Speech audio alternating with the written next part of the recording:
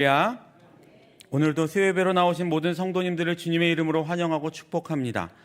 오늘 이 시간을 통해서 또 남은 한 주도 하나님의 은혜 가운데 나아가시는 새 힘을 공급받으시기를 주님의 이름으로 축복합니다. 우리 옆에 계신 분들과 매일 기도하고 있습니다 라고 인사 한번 나눠주시겠습니다. 제가 설교할 때마다 여러분들께 매일 기도하고 있습니다 라고 인사를 부탁드리고 있는데, 이쯤 되면 이런 의문점이 생기시지 않습니까? 도대체 뭘 위해 기도해 주시는 것일까? 혹은 내 옆에 있는 사람을 위해 나는 무엇을 위해 기도해야 할까? 이런 의문이 생기지 않으십니까? 생기지 않으시죠? 저만 좀 생긴다고 치고 우리는 내 옆에 있는 사람을 위해 무엇을 위해 기도해야 할까요? 우리는 이분의 상황을 전혀 모르지 않습니까? 그래서 가끔은 정반대의 기도도 할 수 있다라는 생각이 좀 들었습니다. 내가 보기엔 필요한데 정작 본인은 필요 없는 그런 기도 말입니다. 예를 들면, 하나님 우리 강 목사님 좀 살 좀 빼게 해주시고 좀 살 좀 빼서 건강하게 해주세요. 이런 기도를 하실 수도 있죠. 그런데 저는 지금이 아주 만족스럽습니다. 그러면 별로 필요 없는 기도가 되겠죠. 그런 것처럼 나는 필요 없는데 상대방이 나를 위해서 기도해주는 기도가 분명히 있을 수 있다는 겁니다. 다시 말하면 우리는 내 옆에 계신 분이 정말 필요한 기도의 제목이 무엇인지 물론 알 수도 있겠지만 모를 확률이 더 많다라는 거죠. 우리가 관심이 없어서 모르는 것이 아니고 당연한 겁니다. 그렇기 때문에 우리는 내 옆에 계신 분들을 위해서 이렇게 기도할 필요가 있습니다. 주님, 내 옆에 계신 이분이 매일매일 주님과 동행하는 삶을 살아가게 하옵소서. 이분의 삶을 통해 하나님이 드러나고 나타나고 세상이 이분을 통해 하나님을 알게 하옵소서.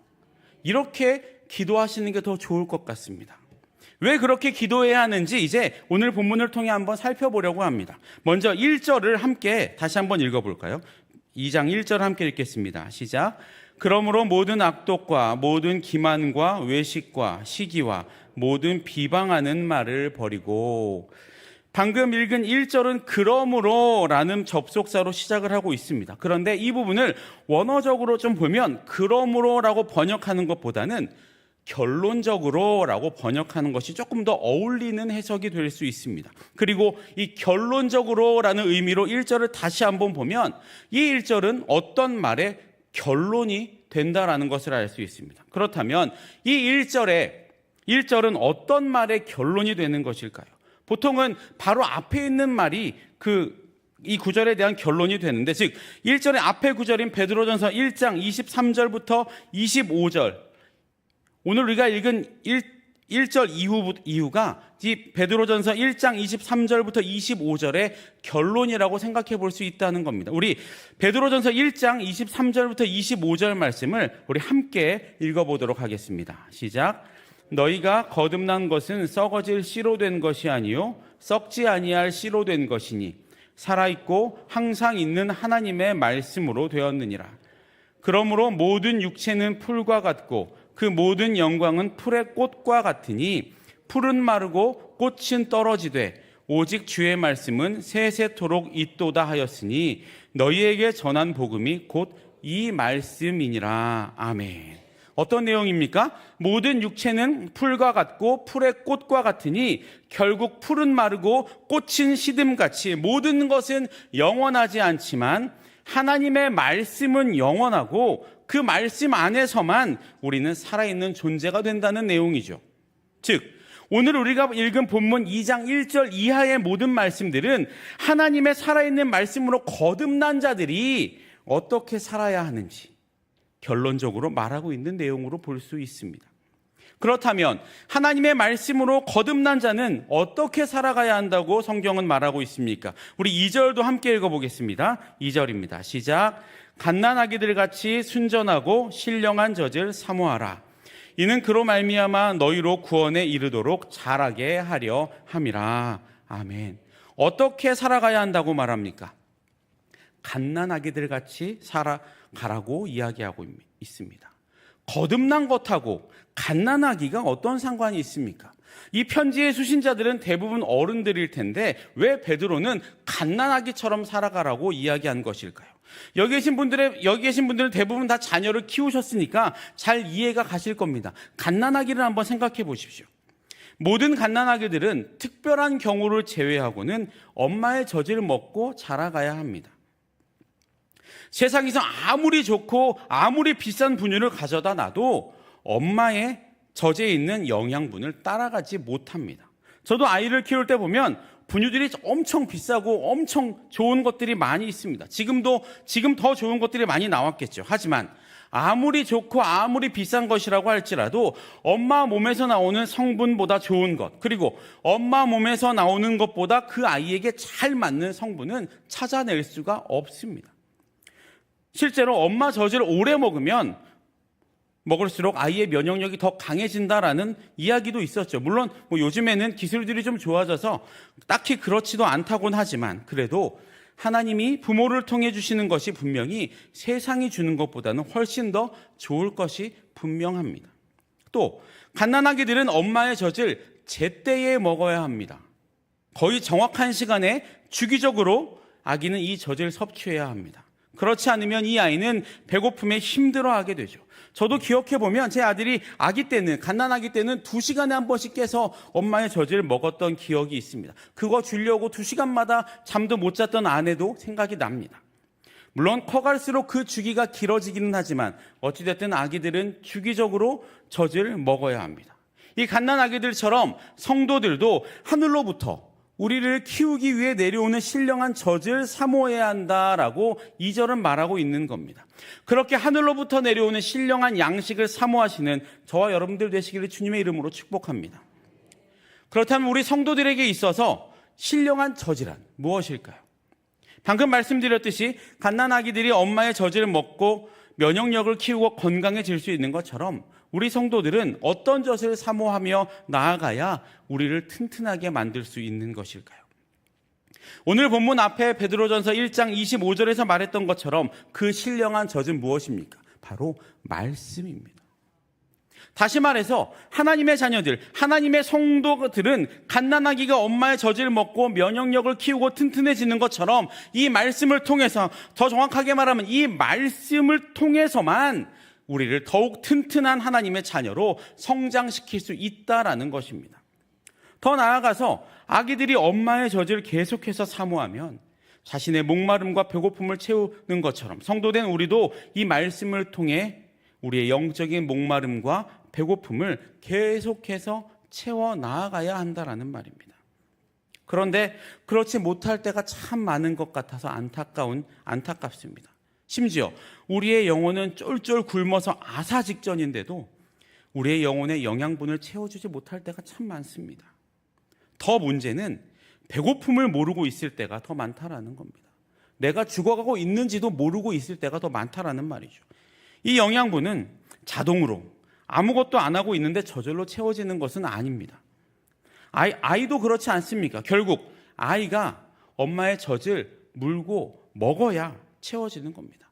아무리 엄마가 젖을 물리고 젖병을 입에 물려도 아이가 그것을 빨지 않으면 아무 의미가 없는 것처럼 말입니다. 하나님의 자녀라면, 하나님의 백성이라면 우리는 영원불멸의, 그리고 우리에게 가장 좋은 어머니의 젖과 같은 이 하나님의 말씀을 사모하며 그것으로 말미암아 우리의 영혼을 튼튼하게 만들어야 한다라는 겁니다. 이것이 선행되지 않으면 아무리 좋은 것을 넣어도 우리의 영은 건강해지지 못합니다. 이런 예를 들어볼까요? 제가 나름 몸을 잘 챙깁니다. 그래서 몸에 좋다고 하는 것들, 그것이 즙이 됐든 약이 됐든 몸이 조금만 이렇게 좋지 않으면 알아서 잘 챙겨 먹습니다. 그것 때문에 이렇게 된 건 아닙니다. 어찌됐든 그렇게 몸에 좋은 것만 챙겨 먹고 매일 먹는 식사는 규칙적으로 먹지 않으면 어떻게 될까요? 좋은 것만 먹으면 몸이 건강해집니까? 그렇지 않습니다. 우리 몸이 건강해지기 위해선 규칙적인 식사가 필요한 거죠. 그렇게 규칙적인 식사로 말미암아 다른 음식물을 받아들일 수 있는 상태로 만들어지는 것입니다. 즉 우리가 매일의 말씀의 양식을 섭취하지 않으면 백날 수련회 가고 기도회 가고 세미나 가고 기도원 같은 곳을 다녀도 우리의 영혼은 건강해지지 못한다는 거죠. 하지만 매일의 말씀의 양식으로 인해 우리의 영이 건강하게 되었음을 경험한 사람은 아무리 뜯어 말려도 계속해서 이 말씀의 양식을 먹으려고 합니다. 내가 건강해진 것을 경험했기 때문이죠. 그리고 그 건강함이 나에게 얼마나 큰 유익인지를 경험했기 때문에, 그리고 그렇게 건강해졌을 때 더 건강해지기 위해 좋은 것을 또 먹는 것입니다. 여러분들도 그런 경험들이 다 있으시죠? 그렇게 영적으로 건강해지면 이제 어떻게 됩니까? 내 앞에 있는 모든 걱정들과 모든 염려들이 아무것도 아닌 게 됩니다. 그리고 그 너머에 계신 하나님의 은혜를 경험하게 되면 자꾸 그 은혜를 사모하게 되고, 그렇게 되다 보면 우리의 영은 점점 더 건강해진다는 겁니다. 어떤 좋은 것을 채워 넣어서 건강해지는 것이 아니고 매일매일의 삶을 하나님 앞으로 한 걸음 한 걸음 나아가다 보면 우리가 건강해진다라는 말이죠. 그렇게 영의 양식을 매일매일 공급하심으로 우리의 영이 점점 더 튼튼해지는 은혜를 깊이 경험하신 여러분들 되시기를 축복합니다. 그렇다면 베드로 사도는 왜 우리로 하여금 이런 은혜를 사모하도록 하였을까요? 우리의 이익을 위해서 그랬을까요? 아니면 우리의 영혼의 기쁨을 위해서 이런 이야기를 했을까요? 혹은 우리의 만족을 위해서 이런 이야기를 했을까요? 물론 그런 이유들도 분명히 있습니다. 하지만 더 큰 이유가 있습니다. 예전에 한 대형 교회에 목사님의 페이스북에서 이런 글을 본 적이 있습니다. 한 식당에서 교역자 수련회를 했다고 합니다. 꽤 큰 교회여서 교역자들이 한 60명 정도 됐다고 하는데, 그 수련회에 참석하게 됐는데 서빙하는 종업원 중 한 여자 청년이 일을 너무 잘하는 겁니다. 음식을 주문하고 반찬을 더 시키고 여기저기서 요구하는 것들이 겹치는데도 그 자매는 그것이 너무 즐거운 일인 것처럼 일을 했다는 겁니다. 단체 60명, 이게 얼마나 힘든 일인지 서빙해 보신 분들은 아마 아실 겁니다. 저도 이런 경험이 좀 있는데요. 제가 일하던 가게 근처에 아주 큰, 소로 시작하는 아주 큰 교회가 있었습니다. 그 교회에선 수시로 저희 가게로 단체로 온 적이 있습니다. 그 교회 단체는 기본이 30명 이상입니다. 교회에서 왔다고 교회 다니는 제가 서빙을 했는데 저도 하면서 속으로 욕도 많이 했습니다. 단체는 정말 힘듭니다. 그런데 이 여자 청년은 정말 열심히 즐겁게 그 일을 했었나 봅니다. 그렇게 일하다 보니까 자연스럽게 많은 사람들에게 주목을 받게 되고, 그 자리에 있는 사람들은 이 청년이 식당 주인의 딸은 아닐까라고 생각하기 시작했다고 합니다. 그리고 그 의견들은 점차 저 종업원은 식당 주인의 딸이야 라고 좁혀졌습니다. 그렇지 않고서는 저렇게 열심히 저렇게 기쁘게 얼굴 한번 찡그리지 않고 일할 수 없다라는 판단 때문이었겠죠. 여러분은 어떻게 생각하십니까? 그래서 그 자리에 있는 사역자 중 한 명이 다른 종업원에게 저 청년이 혹시 식당 주인의 딸입니까? 라는 질문을 했다고 합니다. 그리고 그 종업원은 딸이 아니라고 대답을 했습니다. 그 여학생은 딸이 아니고 그냥 아르바이트 학생이었던 겁니다. 그 사실을 들은 모든 사역자들은 깜짝 놀랐고, 그 자리에 있던 어떤 한 목사님이 이런 말을 했다고 합니다. 우리도 저렇게 일을 해야 하는데. 이게 무슨 말입니까? 그 자매는 아르바이트에 불과했지만 자신에게 맡겨진 일을 자신의 일처럼 최선을 다해서 섬겼기 때문에 주인집 딸이라는 말까지 들었고, 그 모습이 그 자리에 있는 많은 사역자들에게 큰 울림이 되었다라는 겁니다. 이 글을 쓰신 목사님이 이 글 뒤에 이런 말을 추가하셨습니다. 여러분은 누군가 여러분에게 당신 하나님의 자녀입니까? 라고 물어본 적이 있습니까? 여러분의 모습을 보면서 이 사람은 하나님의 자녀니까 자신에게 당장 이익이 되지 않아도 이렇게 하나님의 일을 열심히 하는 거야 라는 생각을 가지고 질문한 사람이 있냐는 말입니다 라는 말로 자신의 글을 마무리했습니다. 여러분은 주변에 믿지 않는 가족들이나 회사 동료나 친구들이나 이웃에게 넌 정말 하나님의 자녀 같다라는 말을 들어보신 적이 있습니까? 사람들이 우리를 보면서 당신들을 보면 당신들이 믿는 하나님이 보입니다라는 말을 들어보셨습니까?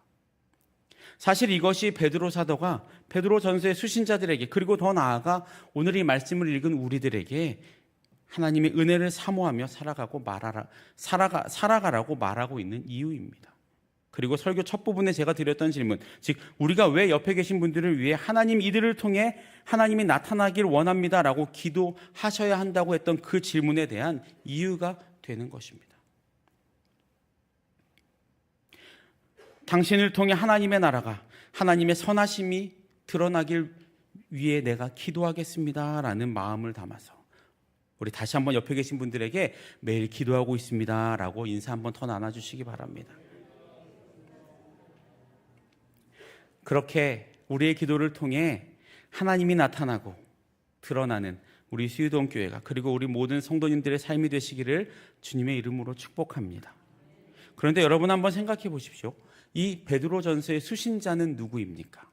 베드로전서 1장 1절에 나와 있는 것처럼 본도, 갈라디아, 갑바도기아, 아시아와 비두니아에 흩어진 나그네들이 이 베드로전서의 수신자들입니다. 그들은 기독교인들이었고 기독교 공동체로 살아갔지만 극심한 박해로 뿔뿔이 흩어져서 타국에서 이방인처럼 살아가고 있는 그런 사람들입니다. 그런 사람들의 삶은 어땠을까요? 행복하고 평안한 삶이었을까요? 자신들의 삶의 터전을 다 버리고 멀리 타국 땅으로 이사간 그들입니다. 심지어 그들이 간 곳은 종교도 다르고 문화도 다릅니다. 구약으로 따지면 자신의 삶의 터전에서 애굽으로 들어간 그런 세대라는 것입니다. 그들이야, 이 애굽으로 들어간 구약시대 그 사람들이야 하나님의 인도하심으로 애굽으로 들어간 거지만, 이 사람들, 베드로전서의 이 수신자들은 쫓겨나듯 자의가 아니라 타의로 이방인의 땅으로 가게 된 사람들입니다. 그 땅에서, 그들이 있는 그 땅에서 편하게 살려면 이 사람들은 어떻게 해야 합니까? 그곳에 있는 문화에 적응하며 살아가는 것이 제일 편한 삶입니다. 그 말은 무엇을 의미합니까? 그들의 신앙을 지키며 살아가기가 매우 어려워졌다라는 말입니다. 그런 그들에게 지금 베드로 사도는 하나님의 은혜를 사모하며 그들에게 자신들이 하나님의 자녀임을 드러내며 살아가십시오라고 말하고 있는 겁니다. 말이야 축복의 말이죠. 그런데 그 일이 얼마나 어려운 일이었을까요? 하지만 해야만 하는 일이었습니다. 왜냐하면 그것이 하나님이 원하시는 일이었고 또 그 모습이 예수 그리스도께서 몸소 보여주셨던 모습이었기 때문입니다. 4절엔 이렇게 기록이 되어 있습니다. 사람에게는 버림받았으나 하나님께는 택하심을 입은 보배로운 산돌이신 예수께 나아가. 여기에 예수님의 모습이 잘 나타나 있습니다. 사람에게는 버림받았으나 하나님께는 택하심을 입었다. 제가 오늘 이 설교를 준비하면서 이 본문을 다시 한번 읽다가 이 부분에서 무릎을 탁 쳤습니다. 아직도 성경은 모르는 것이 너무 많은 것 같습니다. 제가 왜 무릎을 쳤을까요? 이 말이 예수님을 표현한 제일 정확한 말 아닙니까? 우리가 그리스도인으로 어떻게 살아가야 하는지 누가 물으신다면 이 말을 기억하시면 됩니다. 사람에게는 버림바 되었으나 하나님께는 택하심을 입었다. 이것보다 귀한 삶은 없습니다. 사람에게 인정받을 필요 없습니다. 사람에게 뭔가 좋은 것 받을 필요가 없습니다. 오히려 사람에게 인정받지 못하지만 하나님께 택함 받은 것이야말로 축복 중에 축복 아닙니까? 그런 삶을 살아가시는 저와 여러분들 되시기를 주님의 이름으로 축복합니다. 다시 본문으로 돌아가서, 그런데 예수님에 대해서, 사람에게는 버림받았으나 하나님께 택하심을 입은 예수님에 대해서 베드로 사도가 뭐라고 말합니까? 보배로운 산돌이다라고 이야기합니다. 성경에서는, 특히 신약에서는 예수님을 돌에 많이 비유를 합니다. 모퉁이돌, 반석, 기초돌 등등으로 말입니다. 그런데 이 비유하고 있는 모든 돌들의 특징은 막 흔들리고 굴러가는 그런 돌이 아닙니다. 기초가 되는 튼튼한, 절대로 움직이지 않고 잘 부서지지도 않는 그런 돌들입니다. 성경은 예수님을 그런 돌에 다 비유했습니다. 이 산돌도 마찬가지인데 이번에는 특별히 생물에게 사용되는 단어인 살다라는 단어를 이 돌에 사용을 합니다. 어떤 의미일까요? 이 의미는 예수님께서 부활하셨다는 것을 다시 한번 말하는 의미로, 즉 예수 그리스도는 부활함으로 영원한 생명을 주는 교회의 반석이 되셨다라는 의미입니다. 그리고 그 뒤에 사용되는 나아가라는 단어가 있죠. 이 말은 한 번만 나가는 것이 아니고 항상 끊임없이 나아가야 함을 강조하는 단어입니다. 즉 세상에서 예수 그리스도의 백성으로 그분을 증거해야 하는 그 베드로전서의 수신자들, 그리고 더 나아가 우리들은 부활함으로 교회의 초석이 되시고 교회의 반석이 되신 예수 그리스도께로 끊임없이 나아가야 한다라는 겁니다. 그리고 그렇게 나아가면서 우리도 또한 산돌이 되어 부활하신 그리스도를 증거하는 산돌이 되어 신령한 집으로 세워져야 한다라고 베드로 사도는 말하고 있는 겁니다. 누구처럼요? 예수님처럼요. 즉 우리의 사명은 결국 예수님이 가신 그 길을 따라 예수님의 성품과 예수님의 사역과 예수님의 모습을 닮아가야 한다라는 말입니다. 그것이 은혜를 사모하며 살아가는 자들의 최종적인 모습이고 또 추구해야 하는 삶의 모습이라는 것입니다. 그리고 그 삶의 궁극적인 목적에 대해서 베드로 사도는 5절 하반절에서 이렇게 말합니다. 너희도 산돌같이 신령한 집으로 세워지고 예수 그리스도로 말미암아 하나님이 기쁘게 받으실 신령한 제사를 드릴 뭐가 되라고요? 거룩한 제사장이 될지니라. 그렇습니다. 이것이 결국 아시아 곳곳에 흩어져 있는 그리스도인들, 그리고 더 나아가 오늘 이 본문을 읽고 있는, 말씀을 듣고 있는 저와 여러분들에게 하는 베드로의 베드로의 권면이고 하나님의 명령인 것입니다. 어떤 명령입니까? 신령한 제사를 드릴 거룩한 제사장이 되라는 것입니다.